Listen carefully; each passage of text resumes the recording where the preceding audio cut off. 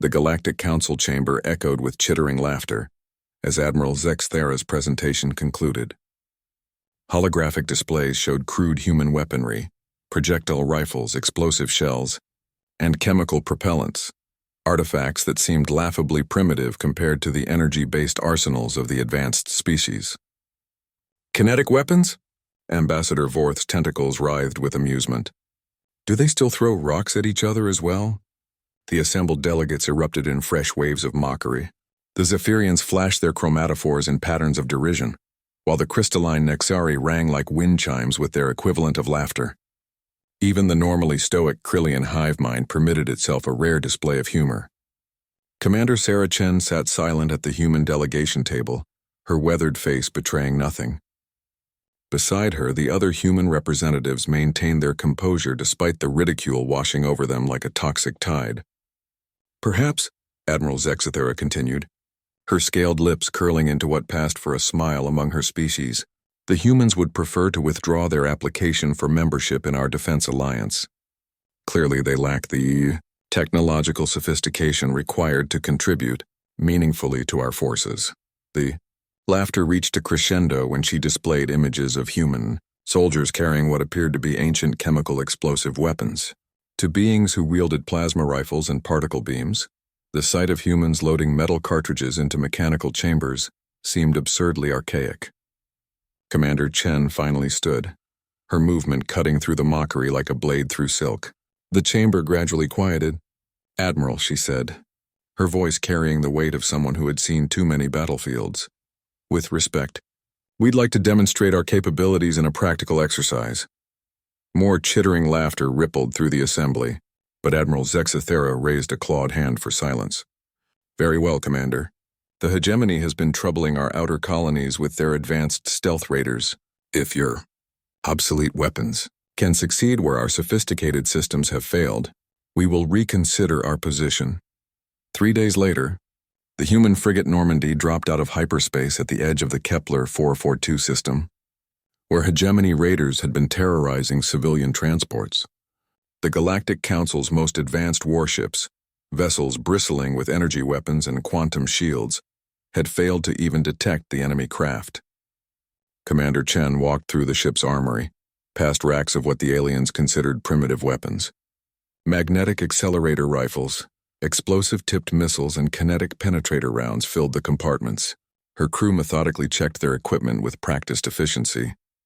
"Remember," she addressed her team, "they expect energy signatures. They've adapted their stealth to counter plasma weapons and particle beams, but they've never faced kinetic warfare. The Normandy sensors, designed to detect mass displacement rather than energy emissions, began picking up subtle gravitational anomalies. Ancient radar systems, dismissed by other species as laughably obsolete, started painting targets that quantum sensors couldn't perceive.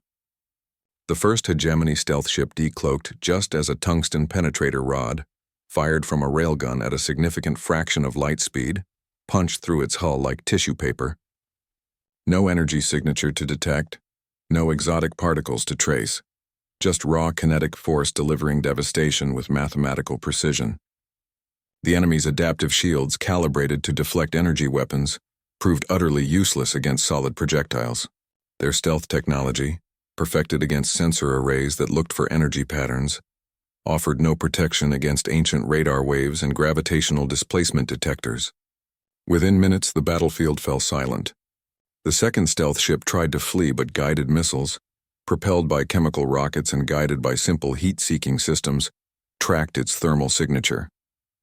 The warhead that detonated against its hull contained no exotic particles or compressed energy, just high explosives arranged in a shaped charge that focused kinetic force into a devastating lance of destruction.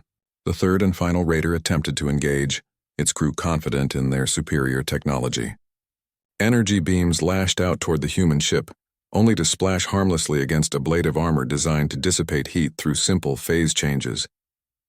Return fire came in the form of depleted uranium rounds that punched through their hull like hot knives through butter. In less than 30 minutes, 3 ships that had terrorized the sector for months became drifting debris. The human frigate hadn't even sustained significant damage. The transmission from Admiral Zexthera came through several hours later, her voice notably lacking its earlier condescension. "Commander Chen, how?" "Simple physics, Admiral," Chen replied, watching her crew secure the salvage. "Every species in the galaxy has spent millennia perfecting energy weapons and exotic defenses. You've all forgotten the fundamental truth that mass times acceleration still equals force. While you were building quantum shields, we perfected kinetic penetrators. While you developed stealth against energy sensors, we refined radar and gravitational detection." She paused, looking out at the debris field that had once been 3 state-of-the-art stealth ships. "Sometimes the old ways work because everyone's forgotten how to defend against them. Your enemies adapted to counter your sophisticated weapons, but they never prepared for a species stubborn enough to perfect the art of throwing rocks. Very fast, very accurate rocks." The silence on the communication channel stretched long enough for Chen to wonder if the connection had failed. Finally, Admiral Zexathara spoke again.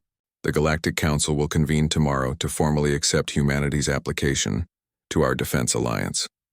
And, Commander, perhaps you could share some of your tactical doctrines with our strategists." Commander Chen smiled, the first genuine expression she'd allowed herself since arriving at the Council station. "We'd be happy to, Admiral. After all, someone has to teach the galaxy how to fight dirty again." As the Normandy prepared for its return journey, Chen reflected on the day's victory. The universe was vast and filled with wonders beyond imagination. But sometimes the most advanced civilizations needed to be reminded that the simple solutions were often the most effective ones. Humanity had always been exceptionally good at making things dead through the application of kinetic energy. Today they'd simply proven that some arts never become truly obsolete.